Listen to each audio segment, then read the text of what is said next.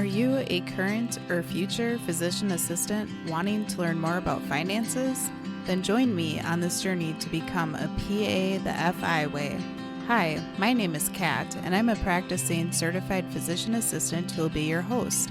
It took me 5 years after I started practicing medicine as a PA to thoroughly dive into my personal finances after I discovered the concept of financial independence. I want to use what I have learned to help you avoid some of the financial mistakes that I have made while sharing some of the financial wins that I have had along the way. Join me as we discuss financial strategies to guide you to becoming a physician assistant on the way to financial independence.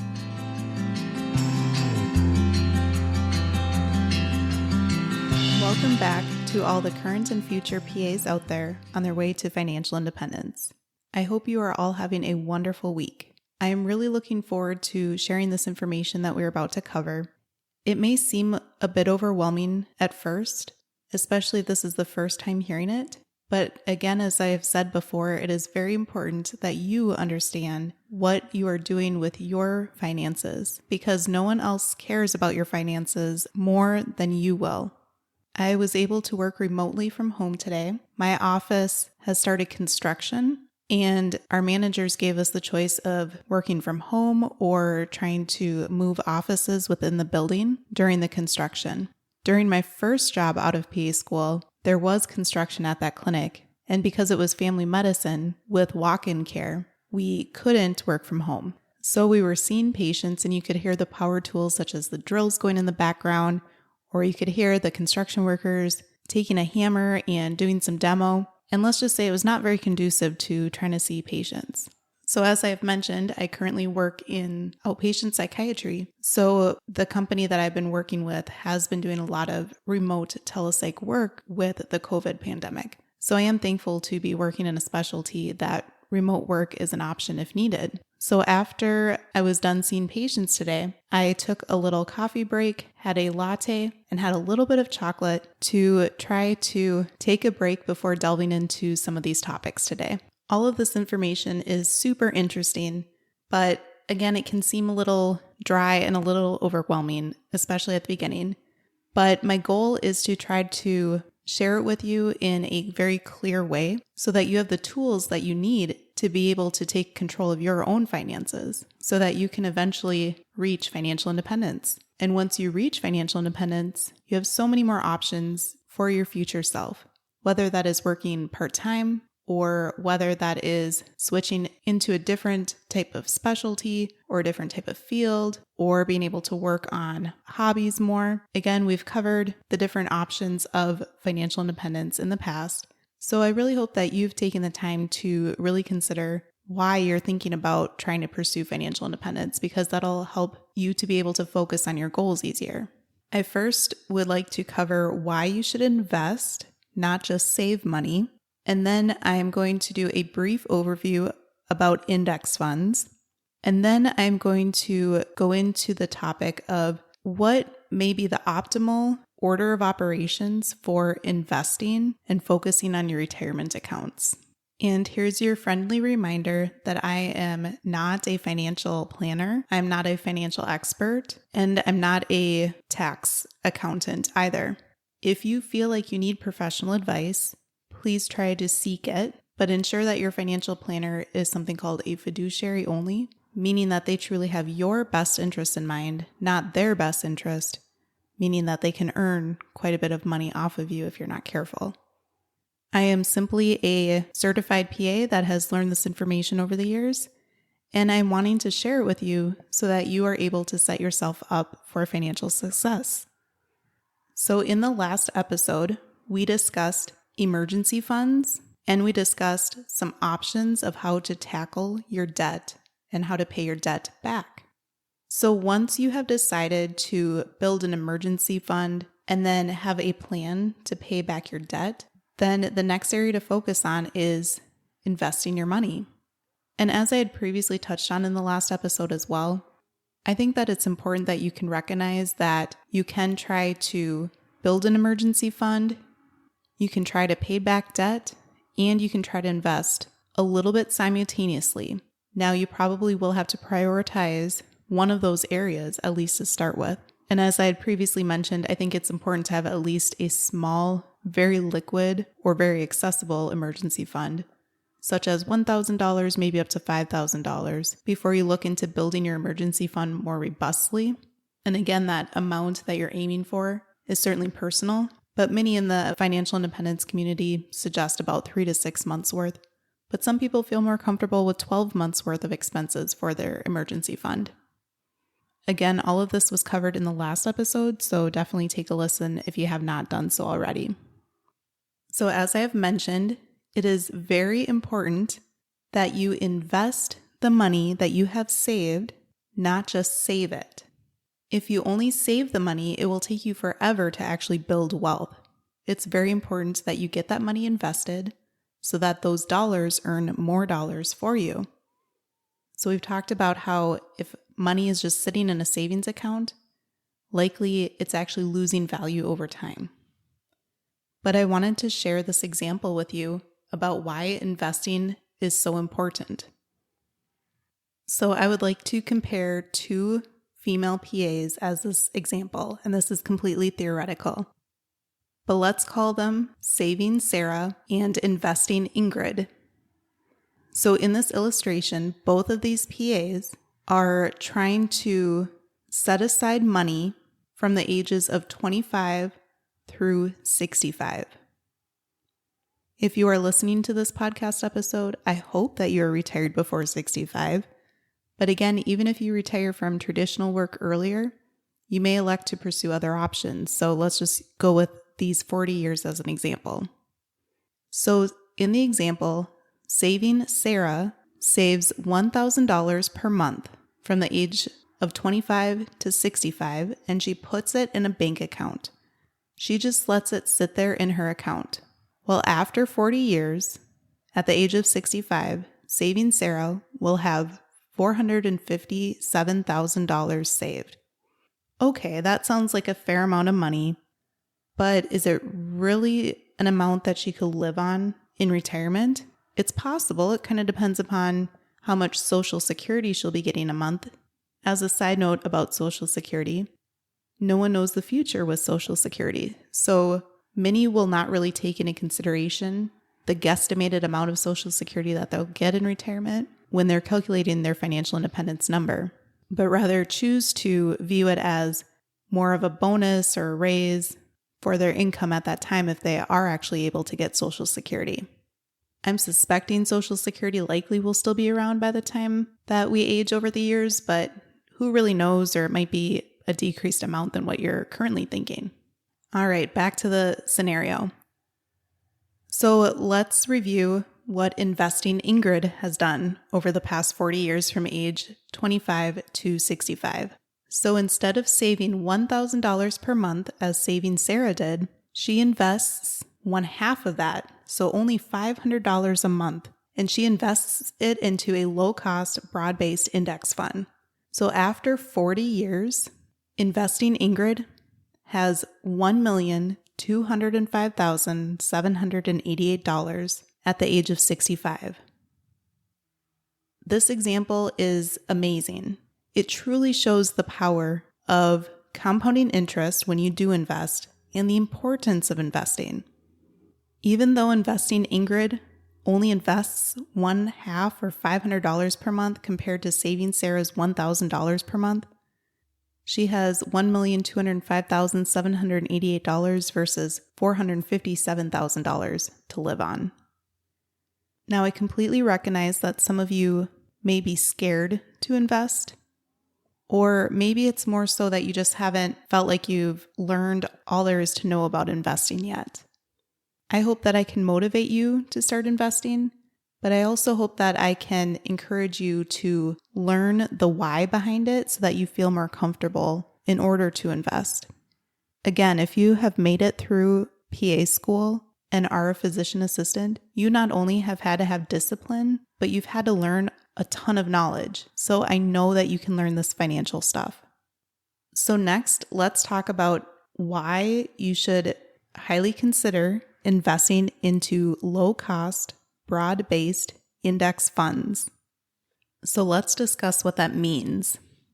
Low cost means that the fees are low. So it is important that when you choose funds to invest in, that you look at the fees. Index funds are a type of mutual fund, and some mutual funds have fees of 1% or 2% or even more. And although 1 or 2% does not sound like a lot, it really does add up over time, and I will illustrate that in a moment here. However, many low-cost index funds have fees less than 0.2%, and many of them have fees less than 0.05%. One of the well-loved low-cost broad-based index funds in the financial independence community is VTSAX, or there is something called an ETF equivalent that is VTI as a ticker symbol.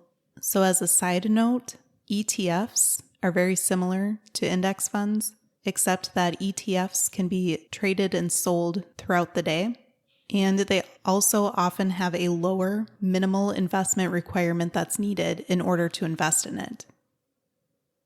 Many in the financial independence community really like Vanguard because they were one of the first companies to start using index funds that had super low fees for their customers. Additionally, Vanguard's ownership structure has been made in the sense that the shareholders or the investors of the Vanguard funds actually own the company Vanguard. So that is why many like to invest in Vanguard. However, there are several other companies out there, such as Fidelity or Charles Schwab. Fidelity actually has a total stock market index fund that has a 0 fee associated with it, and that is VZROX. So Fidelity is sort of challenging the other companies by coming out with an index fund that has such a low fee. Additionally, I have heard that Vanguard's interface online isn't quite as user-friendly as Fidelity, but to each their own.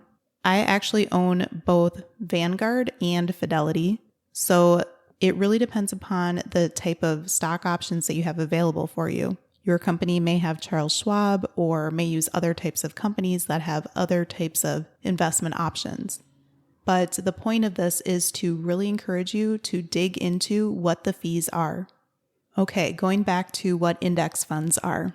So we reviewed what the low cost means. It means that you need to look at all of the investment options and see what the fees associated are. So what is an index fund? Index funds are an investment where you are investing in a collection of things that tracks something called an index. So what this means is that if there is a total stock market index for the United States, it means that if you invest in that, you are investing in all of the publicly traded companies within the United States. There are also international index funds, or there are index funds that track something called the S&P 500. And what those are tracking the top 500 largest companies within the United States. So S&P 500 versus total stock market index funds are very similar. Besides, again, the S&P 500 ones only tracked the 500 largest companies within the United States. And then total stock market, you are also investing in the smaller companies as well.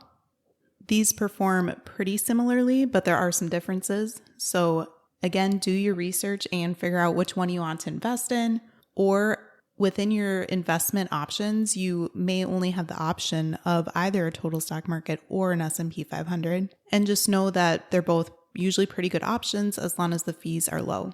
So when I encourage you to consider in investing low-cost, broad-based index funds, the broad-based part means that you are investing in many companies. So this brings up one of the benefits of investing in an index fund, something called diversification. Now let's review some examples of investments that would not be very well diversified. For example, some people want to invest all of their money only into one stock of one company. So they may be an avid fan of Amazon, or an avid fan of Tesla and believe that these companies are just going to do so amazingly over the next few years that they want to put all of their money into that one stock. Although these companies are pretty awesome, I personally would somewhat consider this something called gambling. If you have all of your money into one stock, you have no idea what the future holds for that one company. And that's taking a huge risk. But rather, if you invest into low-cost, broad-based index funds, you are investing into the market or into the United States or into internationally traded funds. It means that you are investing into multiple companies that are within this index. This carries much less risk. Part of a company being in an index means that it needs to be performing well. Well, if the company just doesn't start to perform very well, take the S&P 500, for example, if the companies between 450 down to 500 of the top 500 companies in the United States don't start doing well, well, then there are plenty of companies right behind them that would outperform them and take their spot. So again, investing into these index funds carries less risk because if the company is not doing well, then it gets kicked out of the index and another better performing company comes right on in, and that allows the whole index fund as a whole to start doing better. Now let's go back to the individual stock example that I just reviewed about Amazon stocks and Tesla stocks. You might say, oh, but I really like these companies and I do believe in their future. Well, that's great because much of index funds has all of these tech companies in there because they are definitely one of the higher performing companies within the index. So if you are investing in an index fund, you are investing in Amazon or Tesla already, but with way less risk than just investing into the individual stock. So we have covered why index funds are great choices because they have low fees, which means that you will earn more and keep more of your money. And then how they provide more diversification with your investments. So that means it's less risky. And then one more benefit of index funds is the fact that they are passively managed. What this means is that there is no one actively trying to trade the stocks within the funds or try to make changes or try to, quote, beat the market. But rather, the index funds keep up with the market because they track the index that is many of the companies within the market. So passively managed means that you just let them do their thing. You don't try to optimize or trade stocks every day. They're pretty easy. They're pretty boring. I like to say that there's two areas in life where it's actually pretty good to be boring. One is the area of medicine. You want to be a boring patient. Means that you don't have a lot going on. Means that you're usually healthy, right? Well, you also want to be a boring investor. Invest into index funds and let them be passive. It means that you're not having a financial advisor or anyone else trying to beat the market and earn you more money. Because here's a very interesting fact. Most of the time, they can't do it. Fidelity did an audit over the course of 10 years, and they found that the customers that did the best were either dead or they forgot about their accounts. So what this means is that if you take the thinking and emotion out of investing, you likely will do absolutely great. Because the people who were dead or completely forgot about their accounts just let their investments do their thing over those years. They weren't trying to get all fancy or try to take a huge risk on certain individual stocks. So passive funds are a lot less risky.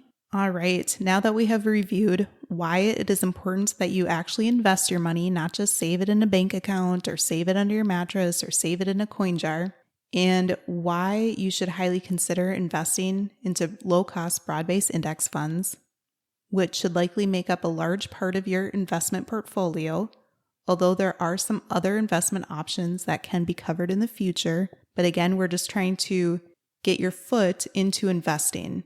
And Many people who invest in index funds can keep it super simple and do really, really well over time. So here is an illustration of why fees matter in regards to your investments. So in this example, we are just going to look at an amount of $10,000 sitting in an investment account for 40 years. And we are going to say that the returns or the interest that it is earning is 10%. 10%, some years could be considered a bit generous, but some years it's pretty average of returns. So for those 40 years, that $10,000 just sitting there, hanging out, being passively invested, you're not messing with it. If it is invested in a low-cost broad-based index fund that has an expense ratio of 0.04%, you will have earned $446,056 from just letting $10,000 sit in an investment account for 40 years. That shows the power of compounding interest.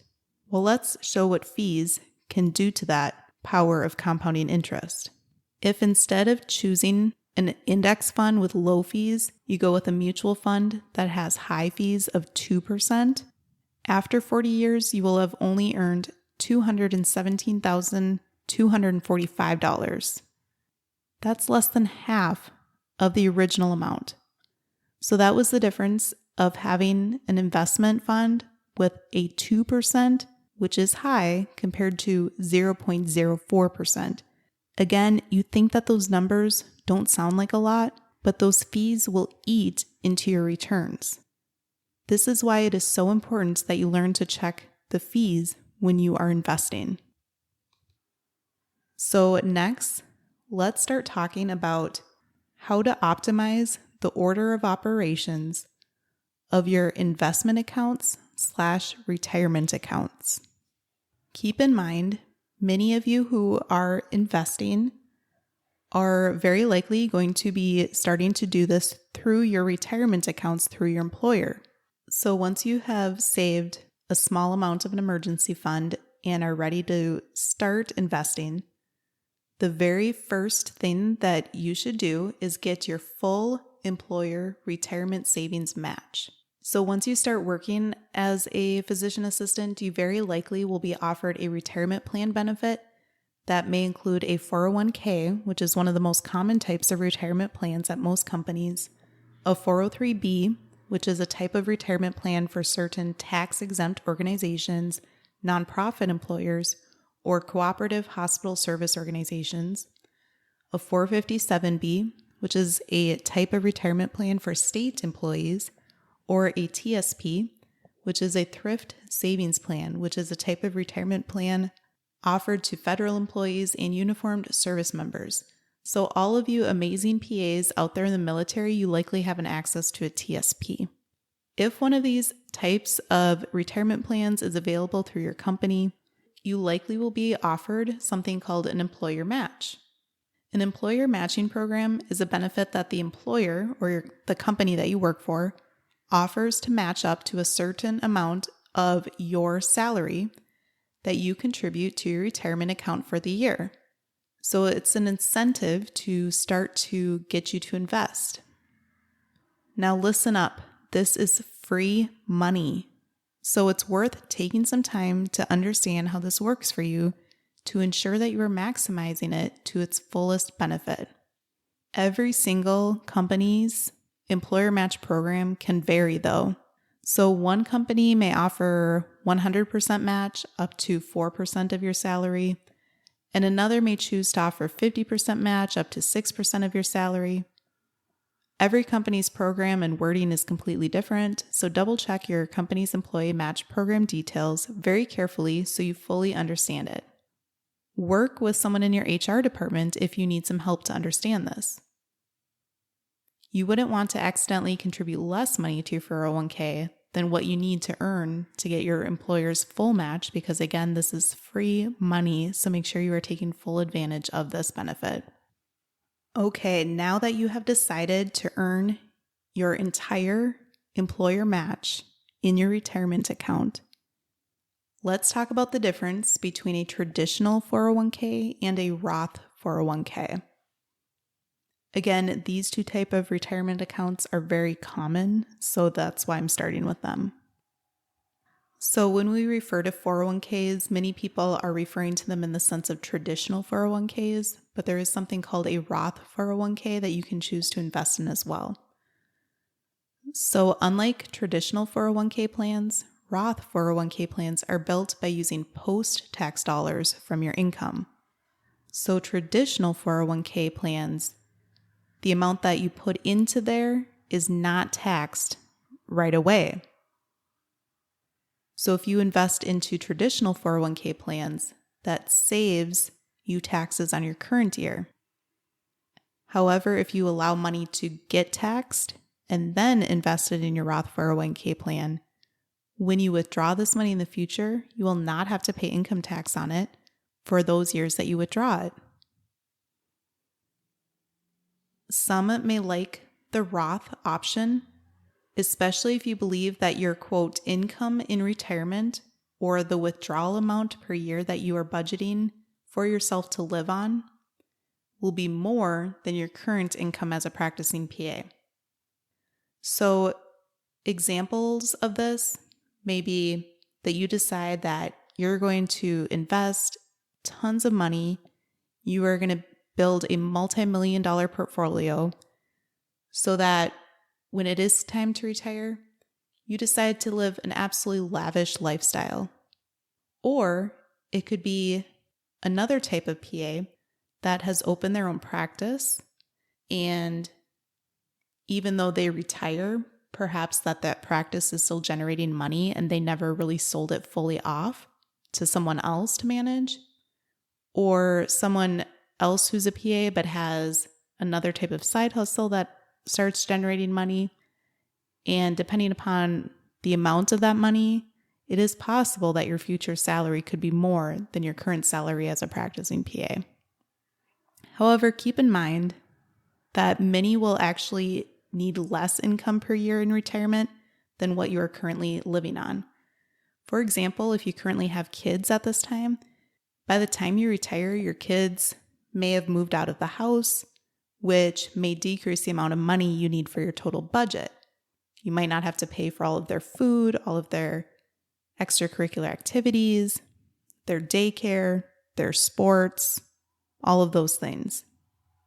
Additionally, it's possible by the time that you decide to retire that your mortgage may be paid off. So that very likely would decrease the needed yearly retirement income to be able to live off of. So many employers will actually offer both a traditional and Roth 401k to their employers, and you actually could contribute to both of them to get some of the benefits from each if you would like. However, the yearly contribution limit, or the max amount that you can contribute per year, is combined between both the traditional and the Roth 401k. For the year 2021, the max that you can contribute for a 401k is $19,500. And again, that would be the total combined between traditional and Roth if you do decide to split it.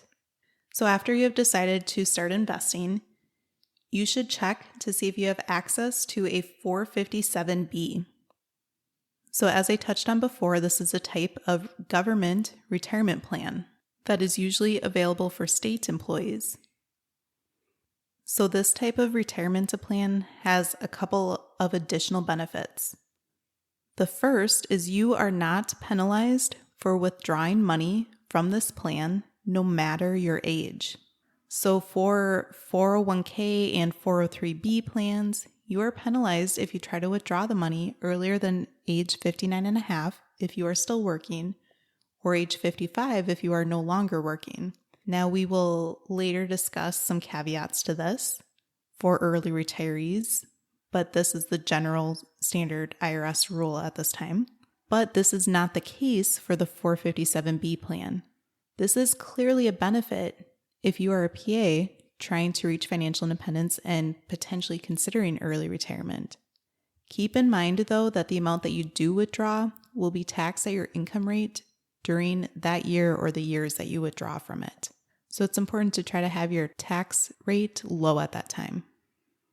Another benefit is if you have one, you may also have access to a 401k or a 403b plan through your company.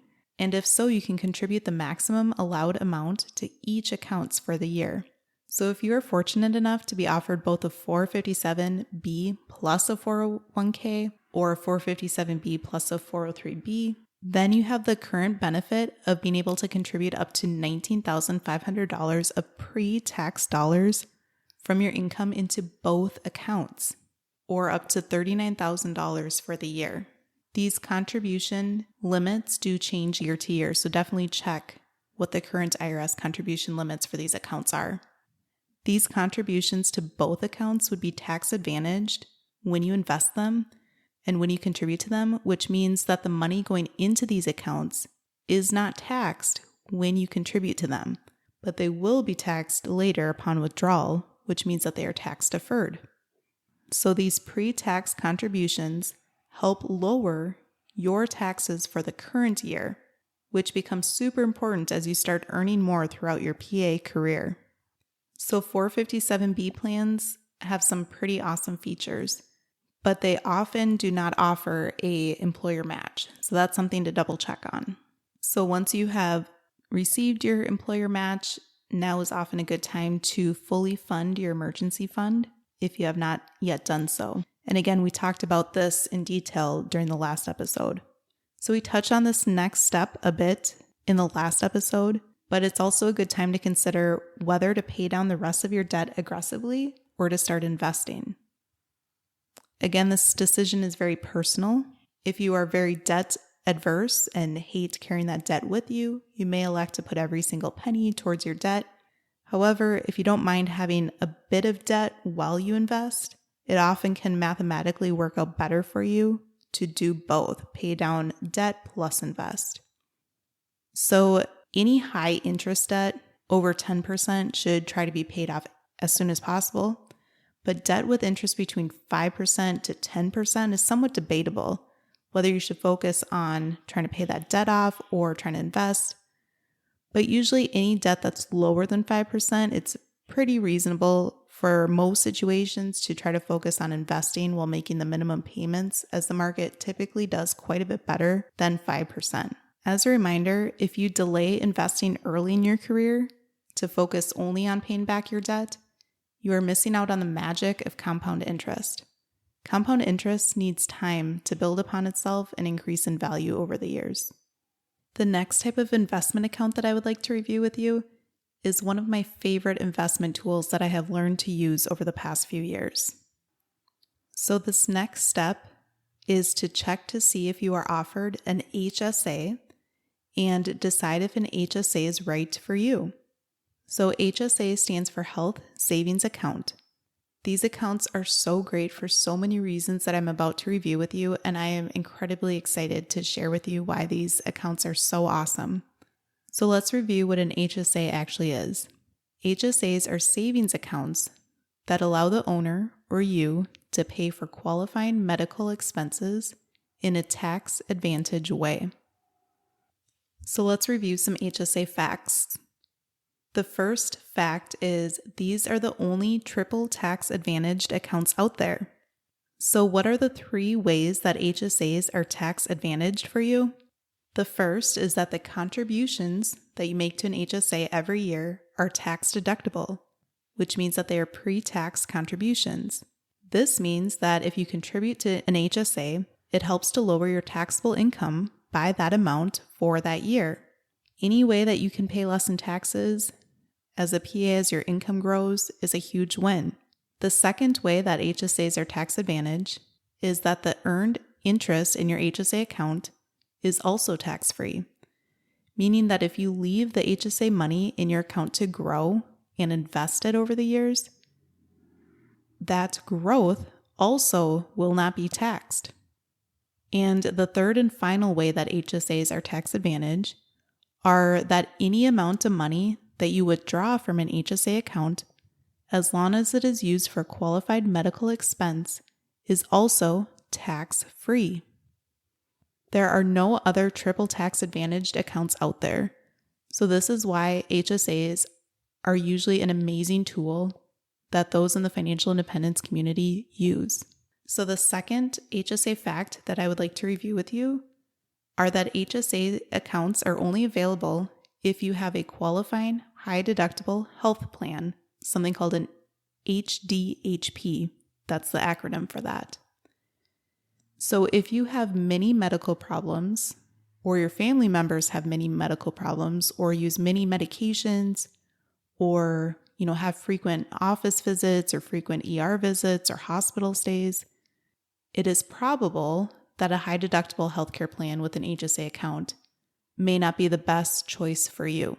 Alternatively, if you are pretty young and healthy and perhaps only go to the clinic for your physical every year, or you're occasionally sick and need to go to urgent care, or maybe even an ER visit every once in a while, HSA plans probably are the way to go for you. The third fact about HSAs that I would like to review with you are HSAs have contribution limits. So because these accounts are triple tax advantage, they are so awesome, but the IRS doesn't want you to contribute all of your money to them, unfortunately. So for the year 2021, the HSA contribution limits are as follows. If you have an individual HSA, so it's only for you, you can contribute $3,600. And if you have a family HSA, so perhaps your spouse and you, or perhaps your spouse, you and your kids, you can contribute $7,200 for the year.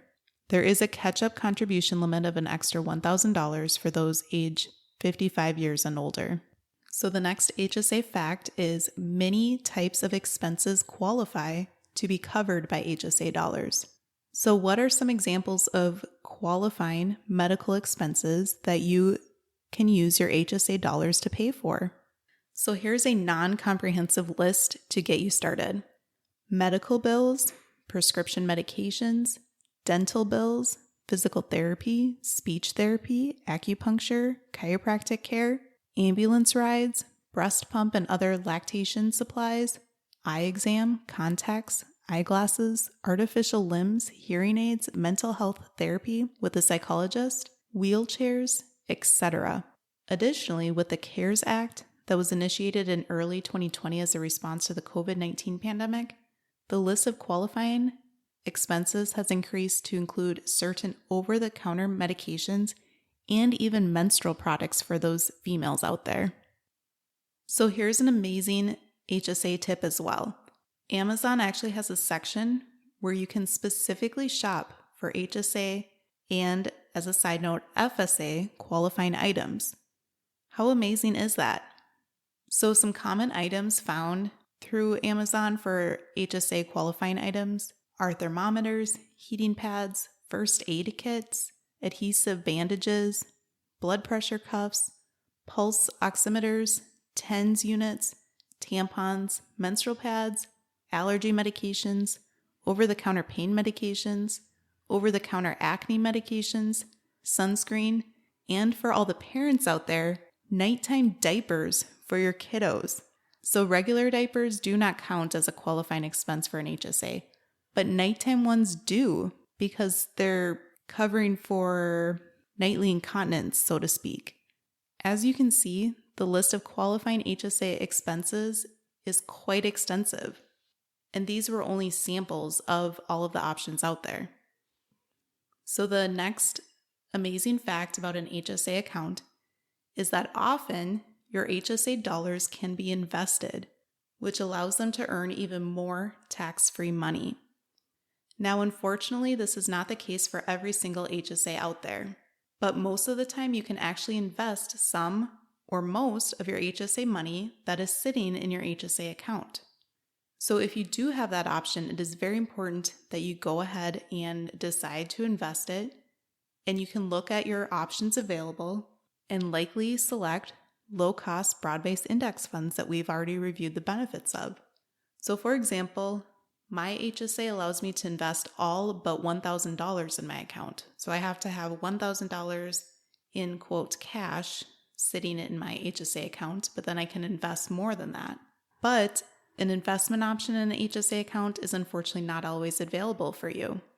So for example, my husband had worked at a government job that he did have the awesome benefit of a 457B, but he unfortunately could not invest his HSA dollars in that account. So it is sitting in that account, earning only a minuscule amount in interest. However, you can actually change your HSA provider if you are not satisfied with the company that your workplace uses most of the time. So this part you definitely would want to research, check with your HR department.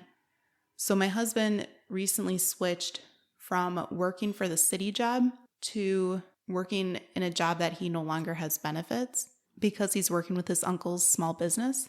So he recently transitioned, and the HSA that is sitting in his former employee's account is again just sitting there, not invested, not earning a lot of money.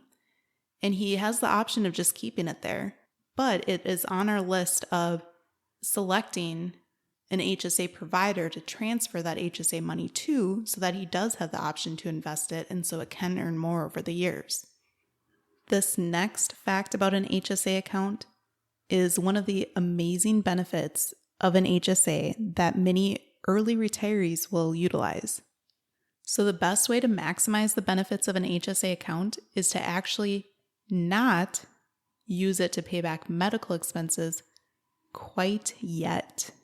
So what does this mean? You may be asking yourself, wait, I thought you just told me to use my HSA to pay myself back for all of those qualifying medical expenses that we just reviewed. Well, good news, you are not delusional. That is what I said. However, if you can, try to delay paying yourself back from your HSA account after you have purchased those qualifying medical expenses or medical bills. So how and why should you do this? Well, if you are able to afford a medical expense, such as a bill from an office visit, pay for it from your regular bank account by either using cash, debit card, or credit card that you quickly and fully pay off. Better yet, use a rewards travel credit card, which we will discuss later in travel rewards and traveling the world for almost free, to earn yourself points to redeem on future travel, then pay off the card in time and in full quickly. You then would need to keep track of your detailed receipt for your records showing that you paid for a qualifying medical expense. Then you leave your HSA money in the account alone to allow it to remain invested, earning you even more money. So there is no time limit as of now from when you paid for a qualifying medical expense and when you can get reimbursed from your HSA. This means that you can reimburse yourself many years down the road after your HSA has accrued more money since it was invested all of those years. How awesome is this feature? When I first learned about this, my mind was blown. You can even submit for reimbursement in future years if you no longer have a high deductible health plan, which would mean that you can no longer contribute to an HSA since your HSA funds are yours to keep in the future. Some in the financial independence community choose to view their HSA either as a super savings account or even a way to access some money when they do retire early, since you would not have to pay a penalty to withdraw from your HSA the amounts that you have already paid in medical expenses in the past years.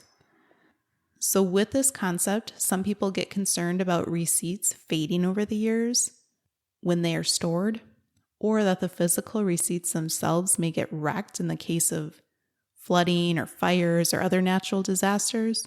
So it is advised that you store a backup or even two backups of the receipt, such as a digital copy on your phone if you take a picture of it, or upload a picture to the cloud. Now, heaven forbid, if you were to have a giant medical bill for some reason, you may not be able to swing being able to pay that off with cash or money that is not in your HSA account.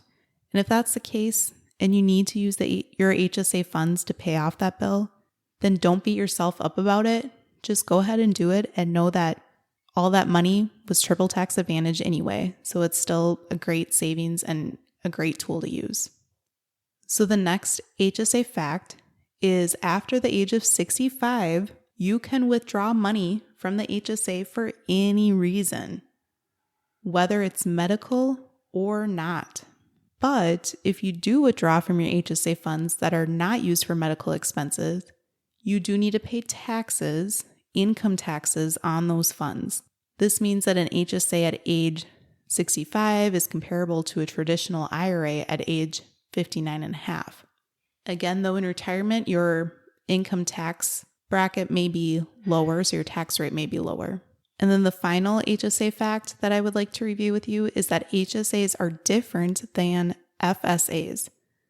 So HSAs, or health savings accounts, are completely different than FSAs, which are flexible spending accounts. Both of these accounts are used to pay for qualifying healthcare-related expenses with pre-tax dollars. However, FSAs are filled with money that you set aside for the year, and if you don't use it, you lose it. So that's a huge difference between an HSA and an FSA. So HSAs are certainly one of the most amazing investment vehicles out there, but in the next episode, I'm going to continue the discussion on a suggested order of operations for your investments and retirement accounts to consider. I hope that with the information that we reviewed today, that I have convinced you to really consider investing, not just saving your money, and consider using index funds for your investments as well. J.L. Collins, who's the author of The Simple Path to Wealth, talks about how index funds are amazing vehicles to invest your money in, but he also talks about how over time, the stock market does always go up and it does always go down at times as well. But if you zoom out over the years, the trend of the stock market is up over time. And as a reminder, it's important that when the stock market dips or crashes, such as it did in March of 2020 during the COVID pandemic, that you do not freak out and you do not panic and sell all of your investments to cash out. You need to keep the money in there because with time, it'll eventually come back up. If you sell when the stock market is low, that means that you realized those losses, which means that you are losing money. But rather, if you keep the money in there with time, let the stock market go back up and do its thing, then you will gain money over time. I also hope that this episode encouraged you to look into having an HSA if you are able to. When I first started as a PA, for some reason, I had the notion that I had to get the best insurance plan out there. I was young and healthy and barely actually went to a clinic or to a hospital, but I wanted to have the best insurance plan for my peace of mind for some reason. Again, I was totally clueless when it came to investing and financial independence. So that is one of my big regrets, was that I did not have an HSA to start with. But my husband and I have had HSAs over the past few years now, and we have been able to save and invest those savings within our HSA accounts over the years.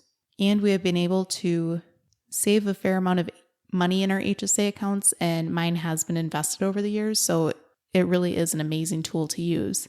I look forward to continuing this conversation in the next episode.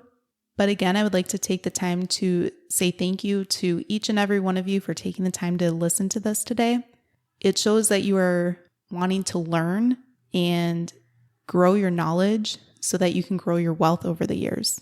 And again, I hope you can see that building wealth is not just about becoming rich, because really all those nice things just really don't matter. It's not about becoming rich to get a lot of stuff.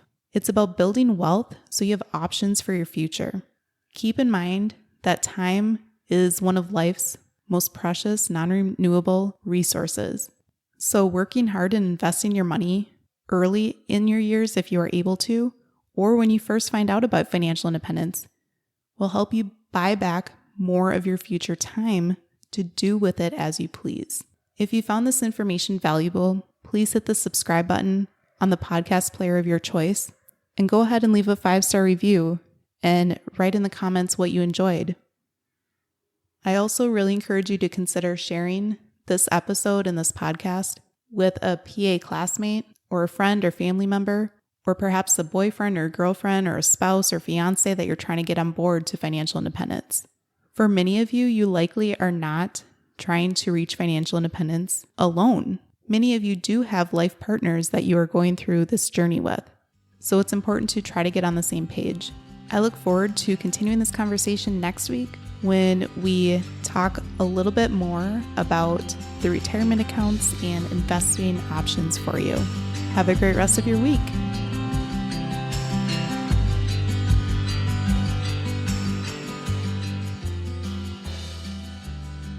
Thank you for tuning in, and I hope that you decide to continue to join me along this journey of becoming a PA the FI way. Please take a moment to press the subscribe button on the platform that you are listening to this on, but more importantly, consider sharing with another current or future PA that could benefit from the information that we reviewed in this episode. Take care and have a great rest of your day. Until next time,